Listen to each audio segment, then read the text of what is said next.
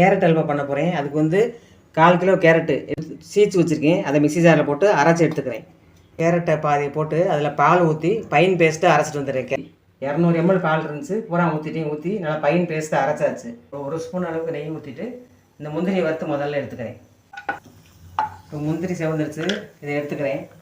இப்போ இந்த பாலும் கேரட்டும் அரைச்சி வச்சுருந்ததை இதில் சேர்த்துக்கிறேன்.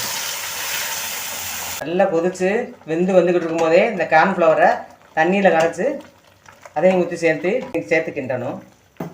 நீ அது ரெண்டும் ஒன்றா சேர்ந்து நல்லா வெந்து வரும்போது தான் சுகர் சேர்க்கணும். இப்போ அதுக்கு ஒரு 2 நிமிஷம் கிண்டணும், கைவிடாமல் கிண்டிகிட்டே இருக்கணும். இப்போ நல்லா வெந்து வந்துருச்சு. கேரட்டு, கார்ன்ஃப்ளவர், பால் எல்லாம் சேர்ந்து திக்காக நல்லா வெந்து வந்துருச்சு. இன்னும் இந்த ஸ்டேஜில் சுகர் ஆட் பண்ணணும். சால்ட்டு சேர்த்துக்கிறேன். இந்த ஸ்டேஜில் பாதி நெய்யை ஊற்றிக்கிறேன்.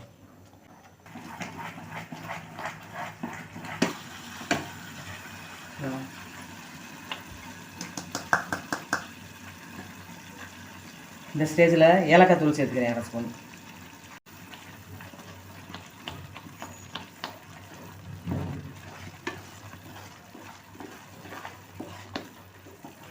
நல்லா பதம் வந்துடுச்சு. இந்த ஸ்டேஜில் அந்த முந்திரியெல்லாம் சேர்த்துக்கிறேன்.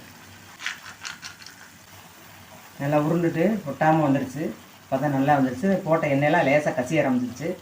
இப்போ சுவையான கேரட் அல்வா ரெடி ஆயிடுச்சு. நல்லா உருண்டு திறந்து நல்லா வந்துடுச்சு கேரட் அல்வா.